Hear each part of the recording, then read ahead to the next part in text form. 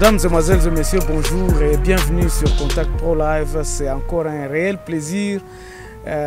Nous allons encore vous rencontrer ce dimanche. Comme vous voyez déjà sur vos images, nous sommes avec notre ami Gilbert, pasteur Gilbert Kongolo de TGK. Et c'est un acteur politique, un acteur économique aussi, résident ici en Afrique du Sud. On n'a plus à le présenter parce que vous l'avez suivi sur ce média. Ça fait déjà plus de beaucoup d'années, beaucoup de fois que vous l'avez suivi. Il vient souvent avec des messages ou bien s'il a quelque chose à parler. Donc nous lui avons assuré tous les jours que ce plateau ici, c'est le plateau où il peut venir quand il veut, parce que en tout cas c'est quelqu'un qui parle des choses qui sont très importantes ici, surtout ici en Afrique du Sud. Alors aujourd'hui encore, comme d'habitude, nous allons aborder quelques 3-4 sujets, les sujets d'actualité. Ici en Afrique du Sud, le plus important, c'est la nomination d'un nouveau ambassadeur. Et puis nous allons parler aussi de la situation politique en général de la République démocratique du Congo. Et s'il y a d'autres petits points à ajouter, nous allons vous communiquer au courant de l'émission lorsque nous passerons des étapes petit à petit. Bonjour Papa Gilbert. Bonjour le grand journaliste Germaine Kaindo. Oui. On a moni monde arabe. Ça c'est le souvenir à Tanzanie. En tout cas les amis qui sont à Dar es Salaam, ceux qui m'ont donné cette écharpe. Je salue Jacques, je salue le président de la communauté congolaise à Dar es Salaam. En tout cas je vous salue. Cette émission elle vous est dédiée parce que je vous ai...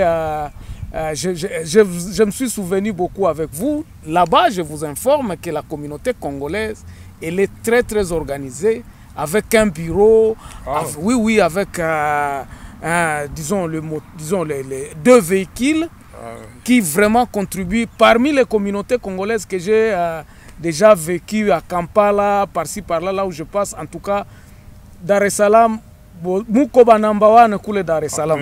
Johannesburg, Afrique du Sud aussi, Tozako. Tu course au pouvoir. Je suis le premier, je suis le seul. Oui, mais il n'y a que moi. Afrique du Sud, mais Dar es Salaam, je vous assure que Dar es Salaam, baza communauté congolaise moko. Non, quand il y a la volonté, il faut tout la likambwana.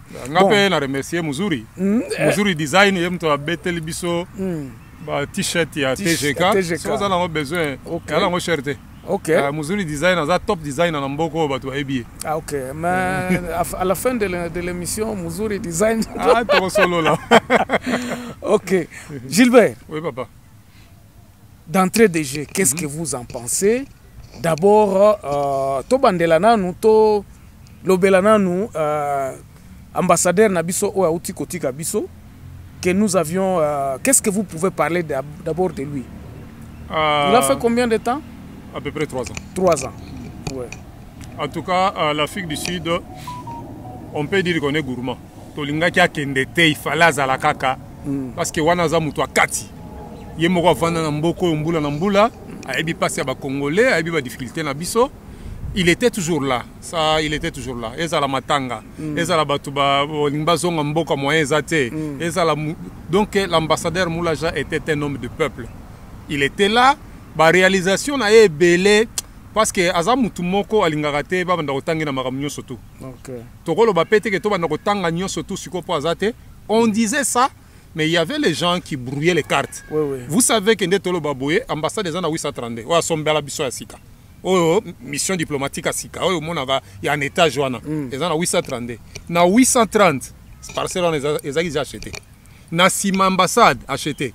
Donc, des Aïkiwana, Achebar Likolo Makasi. Donc, son excellence Nyakeru, vous avez la barre très haute.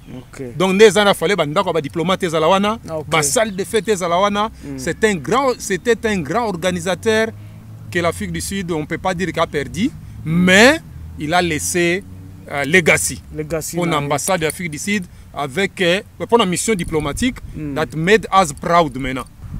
Mais dans ces réalisations, Papa Gilbert, qu'est-ce que nous pouvons vraiment retenir oya makasi babiloko ozoloba ke no alisombaki koto asombi koto donc c'est un programme en chantier ou akotika na ambassade. Oui, legacy na yango wana, legacy yango wana. Na minute oyo na bane koya. Ba diplomate na biso ba na ba résidence ya bango moko.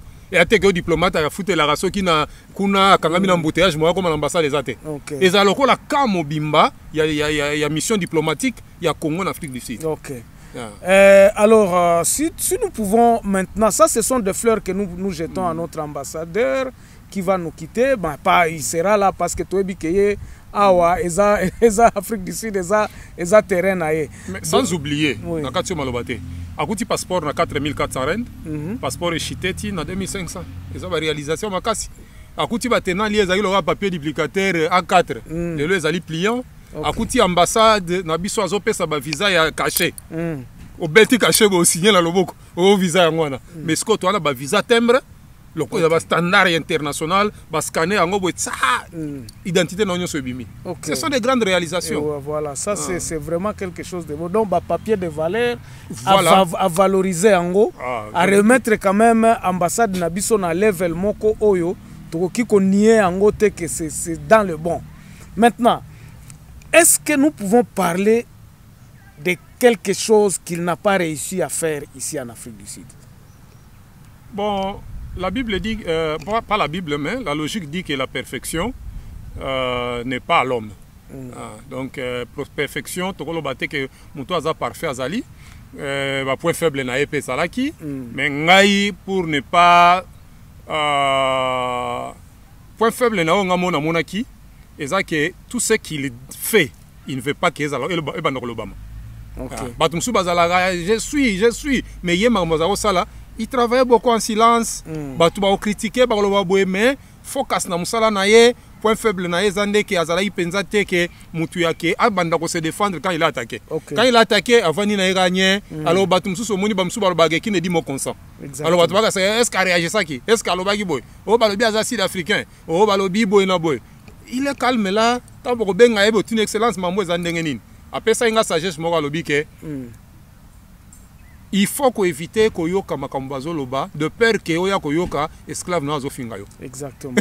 Ouais, ça il faut qu'on évite koyoka éviter toujours d'attendre tous les propos des gens, de peur que tu attendes ton esclave en train de t'insulter. De t'insulter. Bon, alors maintenant parce que lokomoko ngai na lingaki na tuna. Batu balobaki makambo ba passeport. Est-ce que côté kuna eza réussite ou bien qu'est-ce qu'on peut faire? Qu'est-ce qu'on peut dire de ça? Mais, papa, ba capture bandi février non stop tilelo. Liboso zaki makambo ba formulaire réseau compliqué batu. Mais siko na biso ba capture bandi non stop. Banda février, tisiko même lobby, so va tubaker l'ambassade va se faire capturer. Le problème avec les gens c'est quoi? Les gens croient que le passeport va printer en dans de Pretoria. So va appliquer le lobby après une semaine on va le passeport nanga. Bon, Gilbert, moi je voudrais aussi vous poser la question. 95% ya batu oyo bazalaka en Afrique du Sud, bazalaka na statut ni. Papa. Quand en Afrique du Sud, ok, en France, ok, en Canada, ok, en États-Unis, plus de la moitié, il y a diaspora congolaise, ce sont des Aslam Sika. Aslam Sika, 60%. Bon, bah, ça, des réfugiés reconnus, bah, ID, bah, réfugiés, bah, ça, 15-20%. Mais la majorité des Sud-Africains, ce sont les demandeurs d'asile. Oui, si on a un passeport, il y a un ambassade. Basalaka na passeport wanani. Bon, Moutou Azali condamné à la demandeur d'asile forever. Pour la libéla. Bato bazo senga ba passeport ba bato yo balingi basisa makambo azila ba bima mboko yo oko bima na azilte na papier azilte au moins quand même bo baza na ou bien baza na ba réfugié reconnu. OK. Ba pesa bango passeport bleu bo ya Nations Unies na passeport na ko voyager. Mais ba communauté belé o ba ya awa biso soto yebi ke mutu moko te aza susu o asa sali plus de 5 ans aza na sentiment yake atika kana fili za te. Parce que pourquoi naza kolobali kambo? Parce que nous allons parler de ça comme côté milelo eza mingi awa. Passeport. Moi je me suis posé la question de savoir bato bazo senga passeport ba senga la kangoni. On a ebisio mingi ba itizaka fili d'ici lokola. Tremplin. Il faut baleka. Avant baleka, il faut avoir un passeport. Bato bazo gagner ba 10 loterie. Nzamba ça la grâce, mutazu 10 loterie na famille na mobimba. On a besoin de passeport. Bana ya classe oyebi convenant speed service atindaka bana baketanga libanda mboka. OK. Donc on a besoin de passeport pour na bazonga na pas bazwa tenalie bazonge pa na biso et pa na biso parce que voyage bakei. Est-ce que ba passeport wana bachela kabango République Sud-Africaine tiela kabango un certain visa moko na kati? Po babima. Te bachela bango te basengaka babima na travers ya tenalie. Abimi na tenalie après ce qu'on a voyagé. Oyo po Afrique du Sud achela yo nini awa faut ça la waiver. Il faut ça la waiver OK au déclarer que na lingi na changer statut nanga. Na longa na réfugié na kende na visa normal. Donc au cause la peine a besoin de passeport. Faut ba eloko liboso ba otuno passeport. Au vanda ka ndenge nini ngana vanda la réfugié na ngina sala waiver. Ba pesa possibilité wana donc au longa na statut na ya réfugié bi aslam sika. Boyo kamalamu likambo yo. Okende sikoyo na koluka visa ya malamu na mboko yo. OK. Atoza qualifier muso ko za sala musala. Ba oza comme réfugié mais skill na ye connaissance na école a besoin. École a komele mukanda. Mukanda a kenona o mafez. O mafez a otune wa passeport mboka na ka sport chela yo, work permit ou bien study permit pour la bana classe. Alors on aura toujours besoin de passeport. Tozo kumisa kutu mokonzi na biso parce que afungola ki porte que même réfugié alinga ya zo passeport aya kozwa. Oyebi ke na pays mususu même réfugié za na droit à passeport mboka noté. OK. Mais na mutema malamu kaka avec non, to ko pénaliser batu boyete azonga na Congo. Est-ce que le problème ya batu mikanda ezalaka nini awa en Afrique du Sud? Est-ce que okoki ko éclaircir batu avant to le kana ko un mot sur l'ambassadeur du nouveau parce que tokosilisa likambo moulage awa? Non, politique immigration Afrique du Sud eza politique eza basée na motema mabe. Biso za na ba chance te menzamba sali biso grâce to na mboko yo. Après 2-3 ans, Mikande komi bien. Mais ça, la Batumsu Namboko, Baba Slam Sika, il y a 25 ans. Oui, je 30 ans, Moutoza Slam Sika. Camarade de Belé, Baza, 30 ans, Azouate. Donc, Azaka na Slam Sika. C'est politique immigratoire et Afrique d'ici des Amabé Mingi, et il faut bloquer Batukeba évoluer. Parce que ce qu'on t'a bien. Est-ce que l'ambassadeur Azouaki, tant ya kolukata, kotale la likambwana te? Ah non, according to selon mission diplomatique na ambassadeur, ba réfugié baza na c'est ya parapluie ya HCR. Donc l'ambassade pour que kolobage bongisa ba réfugié na biso tala ba réfugié na biso baza baza bueno. Wana eza mission na été, ceux qui parlent bien landela yango ako chame mission na ye en difficulté. Parce que HCR ndem to s'occuper na ba réfugiés. Parce que awa toza tana ba communauté belé, ba communauté angolaise, nous avons vu les Zimbabwéens bazalaki régularisés. De toutes les façons, moi je pensais peut-être que dans l'une de leurs missions, mission diplomatique, pour essayer un peu à kokobundela bana na ye alobité bana o baza ko souffrir ba mingi baza ba réfugiés. Baza na ba statut. Le problème to solo là na cadre ya TGK tant to lansaki yango to mokaki pe koluka ba communauté mususu ba leader na bango koyeba ndeni makambo elekaka na kata ba communauté na bango ba biloko nyonso to ozomona eza ba lobbying ya ba communauté eza ambassadeur akebenga dire quoi lobby ke tala ba réfugiés à Zimbabwe salela bango te. Ils sont bien structurés ndenge lobby ba ndeko biso ya Tanzanie wana ils sont bien structurés baza na ba loya na bango moko il bazu problème basangisi ba engagé ba loya wana ba kei ba kemo na dirko ba kemo na boye ils sont en train de lutter. Oui, c'est parce que malheureusement notre communauté to saka na conflit à leadership nani mzungu wa Liolo mufinuku ya Cape Town marto ya Jobour mais likofi soki ya Dirba. Donc nous sommes dans les futilités moko mutoza réfugié na Canada o ambassadeur de Montréal empereur de Montréal toi na ba buso ba moko zangatina ole biso ko s'organiser pour na la future na biso. Parce que yo za réfugié lelo. Ouais. Bana no pe za suba réfugié. Bana non, il faut qu'on retracer chemin que ba papa na biso ba lekaki, ba changer ki makambu yango biso lelo to ba réfugié te. En tout cas, ngai naza ko yebisa bino nga nazalaki na Dar es Salaam na komi na bureau ya ba communauté congolaise, j'ai été surpris. Non, nous devons ba meminga na mutuka na bango na kena ba matanga, je vis comment ils organisent. C'est vraiment à féliciter. Yabino yango wana ba ndeko nanga Dar es Salaam. Donc pour le lobake, ba toi no lobby o ba bongsa mikanda na ba sala boye eza ba communauté na bango. J'ai parlé avec un lawyer, je ne vais pas citer son nom. Il m'a appelé, il est fils à une de mes grandes sœurs. Aza top lawyer na mboko, papa na zaka lawyer, atikela e cabinet ara cabinet munene. Abi papa Gilbert organise la communauté na ko sala ba conférence na expliquer bango comment on peut les assister.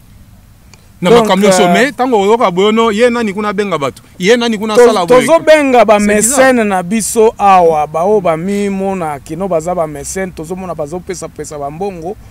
Moi je pense que il est grand temps ya ko essayer un peu ko tia batu ensemble pour que total nanu likambo communauté soki oki ozala ndenge. Alors passons sur les parce que kolinga na katote ba kolinga communauté eza okendo kabola ba mbongo ba monyo na gambela kabi mbongo ba monyo c'est pas ça kolinga communauté. Ba chinois baloba ke me donner du pain c'est bien mais m'apprendre à pêcher c'est mieux. Zambongo na chango en jeu nous sommes réputés à avoir beaucoup d'argent. Tout ça la lobbying bato bazo mikanda to régulariser statut ba congolais na mboko yo to ko betelo maboko ko bando ka bola machine ya mbongo soki nini Banque mondiale FMI non o ka balanzela ça c'est eza appel oyo awa na contact pro live to lancer na ba mécène o toza komona keno baza kumilo bakeno baza na mbongo to beleli please to mekana nous réorganiser communauté na biso tozala ta na communauté moko. Je vous informe une chose, na Dar es Salaam bazalaki na passation ya élection basalaki neti moi kobebana mais le gouvernement tanzanien ebisi bango bité boyela biso ba désordre na bino wana te bo s'organiser et puis likamwane silaki les Congolais sont revenus en ordre. Combien de fois beng si biso papa mula sa beng sa biso yo zaki wana biso yo surtout to sangana to misata compte moko bancaire oyo ko permettre l'ambassade pas chaque loko ba société minière no ezo sa na Congo business ba chaque moyen loko pour des communautés 2 ans yango to bisa compte bancaire. Oh na ya kozala mukonzi na ya kozala signataire na ya kozala ezali ba biloko moko vraiment il faut que to chango na se ça va passer. Bon, deuxième partie à l'émission ezali ambassadeur Asika omoni ndenge nini. D'abord John Nyakeru ndenge ba nommé parce que to yoki batu nungu et pas batu balobi te wana za beau frère oh non ba boyela ka awa bo bango moko ka baza komi nommé. Votre point de vue?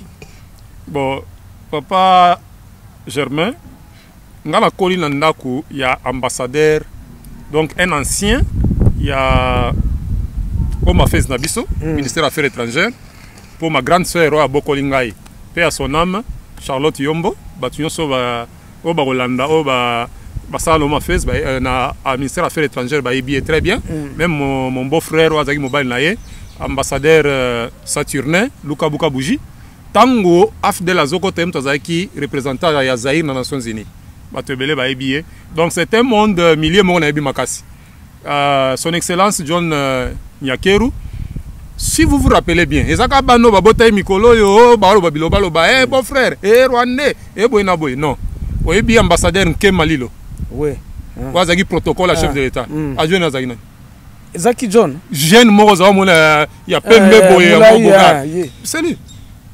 Ah donc c'est pas un nouveau na kati ya ba ya monde ya diplomate. Il a fait relations internationales ba jeune oyo bazai ko bongsa Rwanda area ba show kitundu banani ba pinga kasende na ba relations internationales bazaki ba jeune bazaki na tawana ngana ebie parce que grande sœur ngana za okende ko déposer na à ministère des Affaires étrangères donc ende ko zoyer na za mona bango ebi pe grande sœur ngana très bien.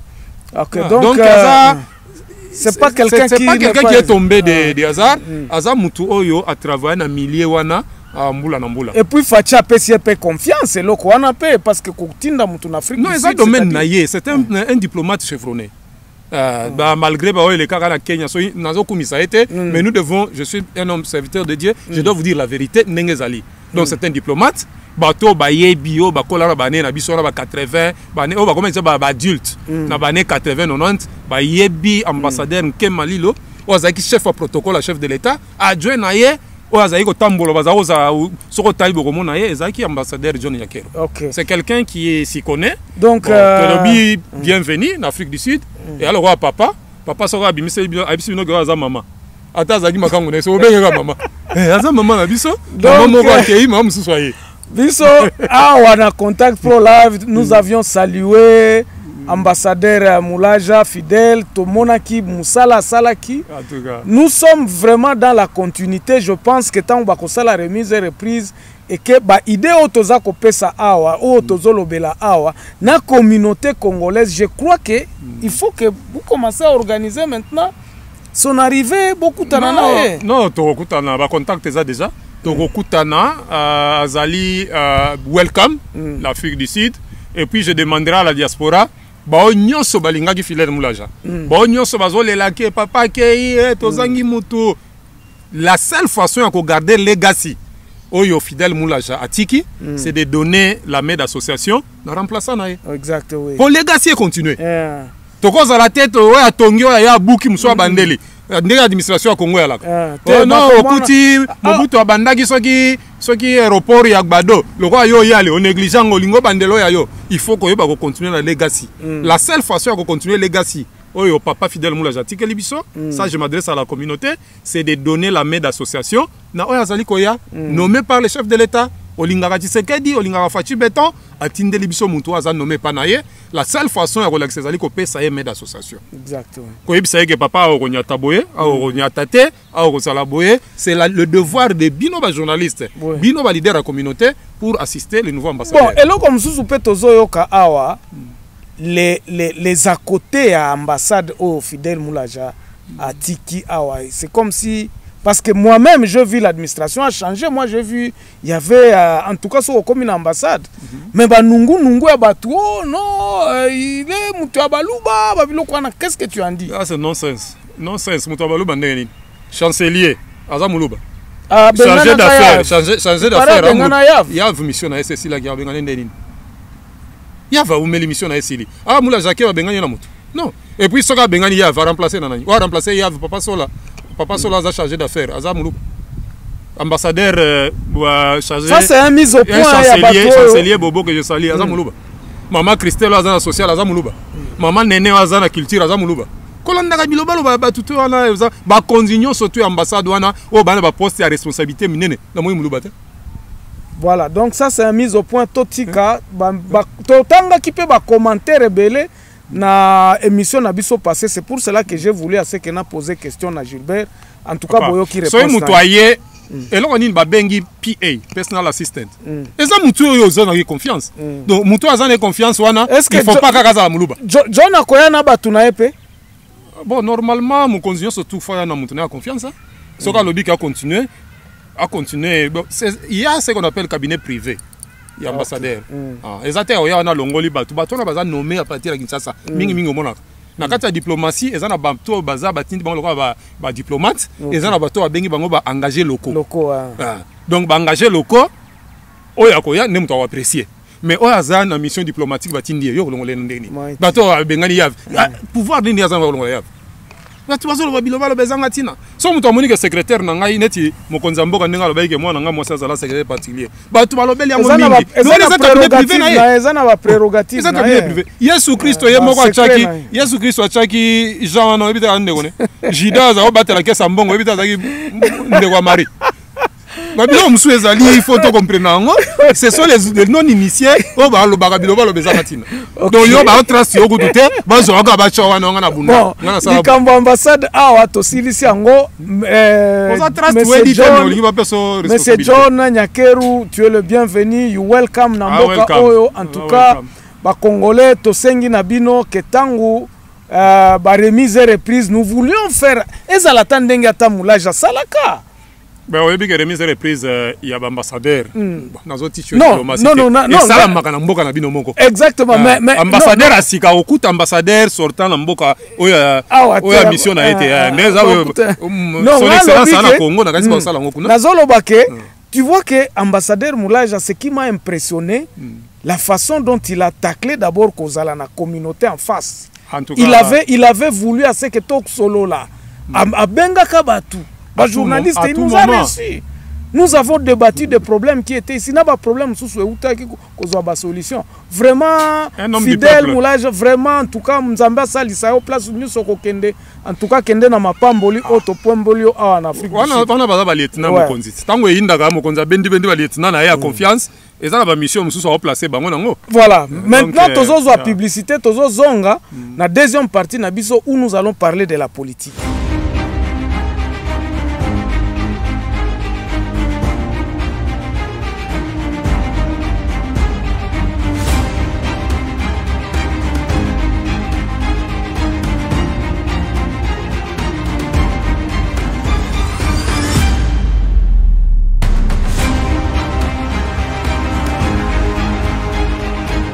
Voilà, merci encore une fois de plus d'avoir resté avec nous.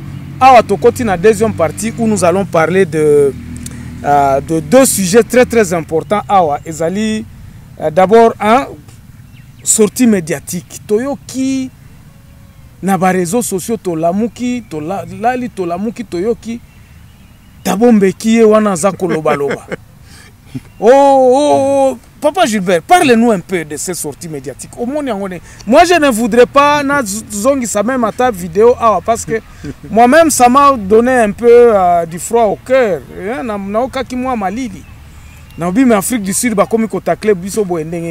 Qu'est-ce que vous en dites et quelles sont les mises au point la sortie médiatique à Tabombeki?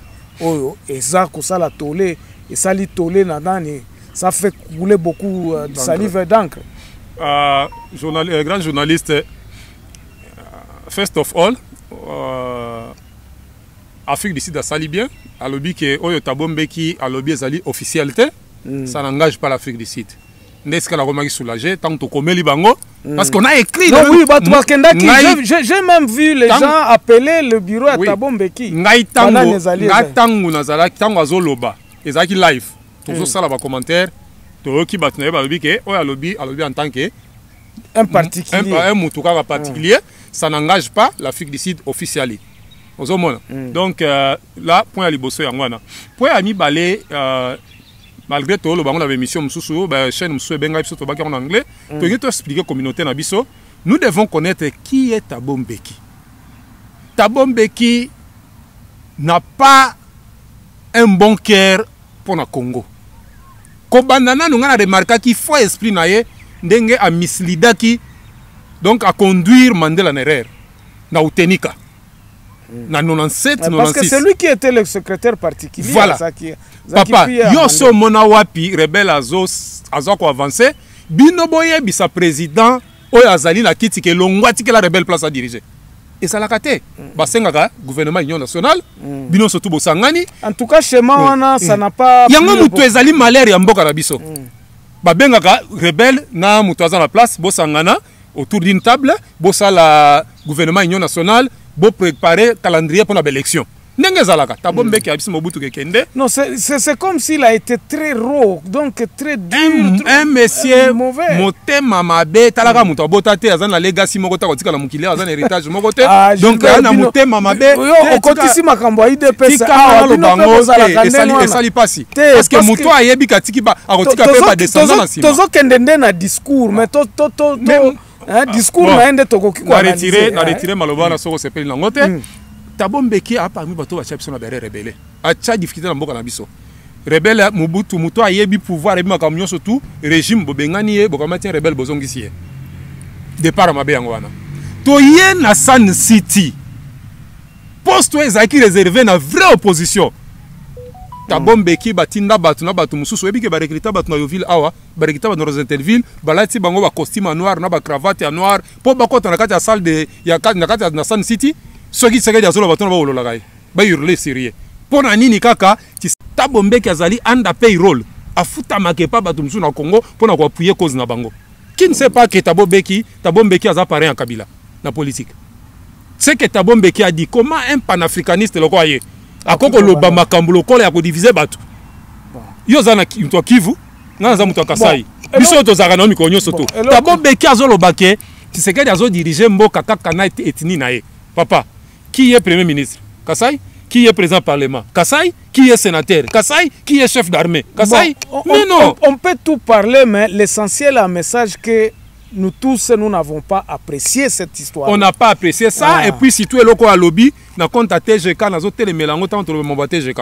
Il a dit que les Kasai, tu sais que les dirigeants Bango Bato, que ça ne va pas. On est allé au moto. Na kati ya peuple ba benda naka oto zakana mo barando ni kemike. Donc congolais to comprendre likamwana na ça ne peut pas passer. Ça ne peut pas passer. Alors Gilbert, au lobby likambu moko au lobby que non. Les Sud-Africains ont dit que Tabombeki a fait ça na ndenge na ye. Comme ma position mon officiel là. OK, ça n'a pas. Maintenant, revenons au pays. Nous avons vu Kabila Zako consulter na Est. est-ce qu'il est, selon vous, est-ce qu'il est azana mission ni kuna selon bino boza komona awa? Est-ce que ça, il n'a pas, il ne tente pas de faire une mission de bons offices? Mission à bons offices pour un sénateur. Non, le peuple, ils ont vu, il a écouté le peuple, il a parlé, il a donné son point de vue na peuple, na base. Na ba chef coutumier, ba étudiant, aujourd'hui encore il a réussi, ba maman. Il a reçu toutes les communautés de base, les commerçantes, bon, pour moi, c'est inquiétant. Tant que ancien chef d'État, na condamné qui n'a sorti parce que il n'a pas gardé. Alors qu'il adresse à la nation, mais pourtant, mon toit a droit aussi à l'adresse à la nation, c'est chef d'État. Ce qu'on a lui-même à setting, il y a podium naïe, donc Kabila a la nostalgie à diriger Congo. Donc 18 ans, il a dirigé qui pas naïe, ça ne suffit pas. Et moi, je dois être franc avec vous et trop dur. Nous ne pouvons pas, le pays ne peut pas être pris en otage par deux individus. Moi, comme moi, je suis ancien opposant non armé, moi, je suis opposant armé. Il veut nous prendre en otage. Parce que le problème est que ils doivent s'asseoir, et puis Biloko Kabila Lobby, moi j'ai toujours considéré Kabila comme un homme d'État, mais il avait tapé à côté. Jikaka, tu as tapé à côté. Pendant que l'Obake, Bozobaki biso ba Congolais, élection les élections te, ezaki dit l'homme topona qui s'est ça c'est une insulte à la démocratie. Je ne sais pas si le chef d'État, ancien chef d'État, conseiller politique, il fallait pas le Belokoana. Le peuple congolais est useless. Mais bon, c'est comme si lui il est en train de chercher une solution conciliante. Quelle solution conciliante? Babomi, au présenter même ba condoléances à la famille na bangote, na discours na yo, au garder même une ministre de silence te, mbala moko yebisi biso ndeni bo salaki ba deal na bino. Est-ce que personne a besoin de ba deal au ba salaki? Et puis aucun na est kuna. Est-ce qu'on peut dire que tu sais que dans le bail que chef ya ba rébellion soit nezaye? Est-ce que tu as la confusion? Tu as la mission à bon office. Tu as joindre le mouvement, Kagame a lobby que tu as sacrifié Rwanda pour alors tu as alors tu as la confusion. Tu as là, tu as humilité pour répondre. Sur ce point-là, selon vous, est-ce que tu as wapi na ba modèle? Le Congo gagnera toujours. Le Congo est plus grand que Tshisekedi. Le Congo est plus grand que Kabila, le Congo est plus grand que Fayulu. Parce que y a Kabila zako support dans une solution à Basango, il y a SCC. Pendant ce temps-là, Tshisekedi ne veut même pas recevoir les Sango. Mais non, c'est apostolique, c'est pas représentant Basango. Non, non, Azaki délégué à Nini. Il y a Basango. Non, c'est apostolique. Il y a Azaki na Makamuna, mais parce que le SCC na Senko Bazako Linga, bapesa ye rapport ya koloba mission auto yaki ko proposer. Est-ce que basenga ki émission basenga ki avant bakende bioke bosali ba muna ndenge na bino? Non, c'est pas ça. Informer ce n'est pas demander permission qui est. Donc vous êtes aussi non, le de ceux-là qui aroyamba bango. Azara programme naie, c'est un chef de l'État, il a un calendrier, il va les recevoir. Tozana ya to kuta na susu to ko solo lake chef d'État akoyamba bande ko wana. Bango basala ngote lokola ke ngape na ko senga chef d'État na zaki na kisasa kuna to senga chef de fois yamba biso yamba biso te. On n'en a pas fait un problème. Voilà. Bango basango ezana na institution mususu na Congo appelé basango. Non, ce sont les individus, ils vont faire bons offices. Bakoyamba bango si l'État le permet. Biloko politique ondenge Gilbert Azoye bisabiso awa bato balinga kozoba peuple congolais parce que peuple congolais, comme vous aviez dit, ezali kambo Tshisekedi na Kabila ye moko ba kutana ba solo la. Pango mbale so ba kutani ba solo ma mnyoso aussi là. Batika sango nanga boy na boy. Tout ça sont des marionnettes. OK, c'est fini. Voilà, maintenant nous allons tendre un peu vers la fin de cette émission. Bande konangai na banzi ke boyebi tricot papa oyo alati. Parlez-nous un peu de TGK. TGK en Ouézasiko. Qu'est-ce que vous faites en cours? Est-ce que visibilité Zali Kaka ou bien je te donne en tout cas 1 minute ou 2 minutes. Yo zawana visibilité aux Atendeni. Bah tout va travailler, climat politique est un peu tendu n'engo moniangona. Mais TGK travaille, nous avons nos réunions en ligne et puis voilà un peu bah programme et ali bah projet Zali, et ça la bateau yo ba mécène au peu basé nazo kapé ozolo ba kenon supporter ma belé ba projet eza na sur terrain. Oui, ba projet sur terrain to lancer feeding scheme. Donc bato ya o bana mbongo ajore siburo ba bwa mbongo. Bon wala biso mbongo na teto ke sunga bana bino na bakasai kuna malnutrition eza na ba école mususu. To lito cha feeding scheme mwana yena tongo ba meli mo poto azui makasi akoti na kati ya sala ketanga. Ndenge matata sala ka kuna pa na kuna. Voilà, on a besoin de feeding scheme to lansango na ba l'école le plus démunis. Donc vous êtes les bienvenus. Ba mécène o bazoza na mbongo TGK eza ko sala. Et puis somba ta polo à TGK eza grand design somba yango $25 et puis eza façon à soutenir le projet eza malamu penza muzuri design à beta biloko ya pas pambata. Voilà, donc ça c'était pour TGK na board na biso na sima convenience speed service. Ouais, convenience speed services ozomona vitesse à makasi. Donc ça veut dire que on en est où maintenant? Non, ça va. Collaboration na ambassade des Ali. Oh, je ne travaille pas seulement avec l'ambassade à Congo. Je travaille avec l'ambassade de Belé. Ma collaboration est ali, ma dossier, bateau, ba musika. Oko longa d'urban te, on a éco sala bed certificate, na éco lucatena lié, na éco sala boye ba hotel na banani. Confiance na Convenant Speed Services. O tindi ka ba document na ona email na biso ou bien na WhatsApp contact na biso. O tindi ba document nyonso, o scanner, o scanner, ba photo scanner, to take care ya nyonso tout. Toza na contrat na post net. To tindi biloko na yo, combien sika yo zali. Botika biloko ya fake. Vous ne supportez pas le pays, vous ne soutenez pas l'ambassade. Boza bato liboso ambassade azo soutenir biso te, azo assister te. Ambassade a assister bino ndenge nini. Oza na besoin mariage certificate, OK na cyber café. Oza na besoin ya birth certificate, OK na cyber café. Oza na besoin tenalier, OK na cyber café. Tango makambo yokanga yo, oloke ne kosenga soutien na cyber café, OK siko l'ambassade. Eza la sens mon côté. Eza la sens mon côté. Donc vraiment pour soutenir mboka. Musala oyo papa Gilbert Azako Sala, je crois que tous les Congolais pour l'instant a vraiment osana raison te à soutenir yango. Osana raison te parce que c'est le seul courrier oyo azako kende tina ba Yeoville kuna ko kende ko luka ba adresse. D'ailleurs tozi ba contact asika mutu oyo même ba sud-africain même ba contact nous na bango bana besoin ba visa ya Congo.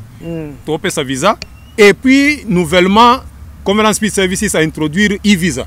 Obi e-visa.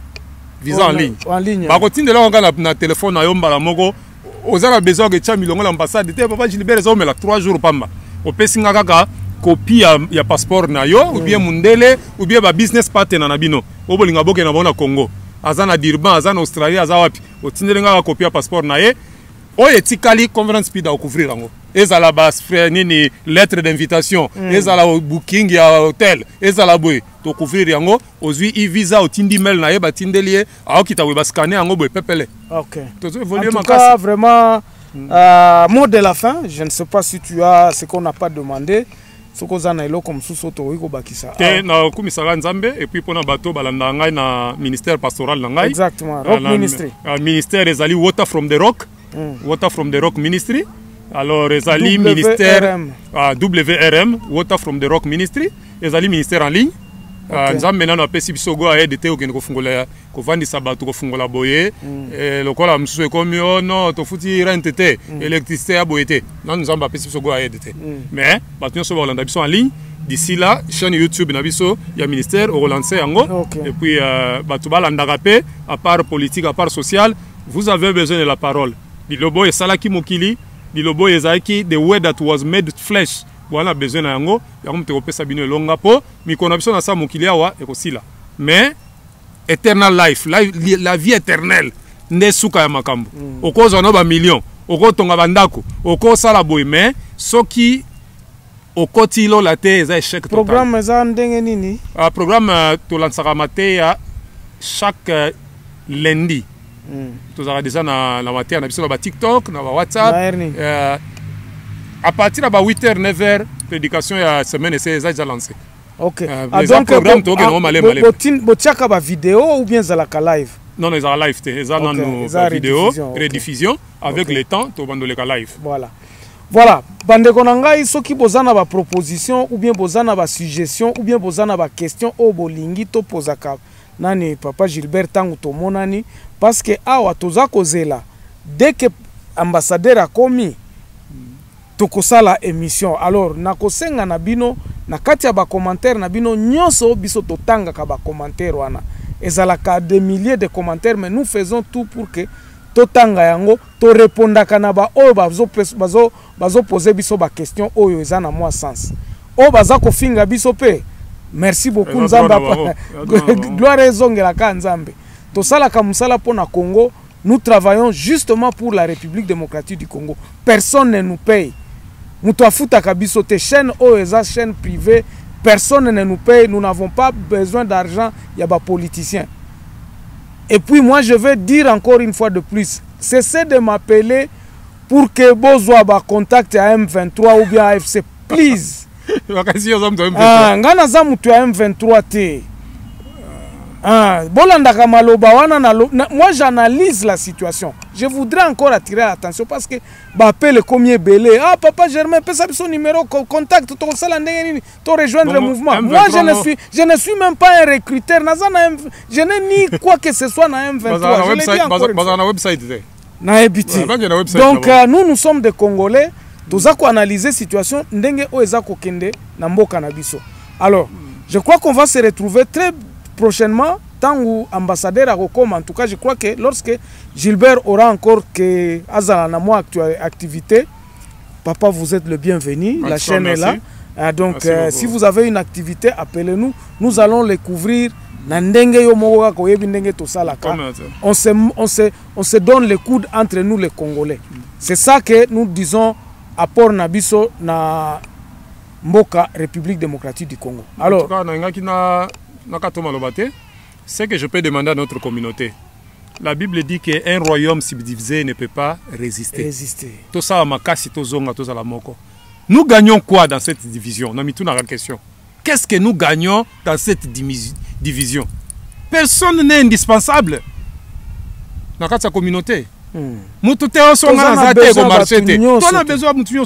pour cela qu'on ajoute 2 petites minutes. Moi je me suis dit, même à ta makambo ezako salema na Congo, moi je ne voudrais pas que batu une certaine catégorie à batu ba ki mamboka pour batu mususu baye. Non, résistons pour que tout le monde reste au pays, pour que to sosola makambo ya mboka to silisango une fois pour toutes.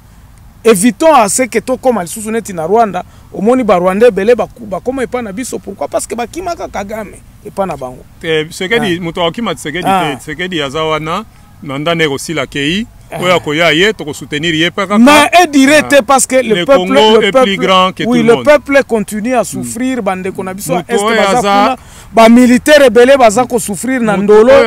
Donc toutes ces histoires là nous devons muto aza indispensable na Congo azate. Kabila azate Congo ko fonctionner. Tshisekedi azate Congo ko fonctionner. Congo bandana bangote ko suka na bangote.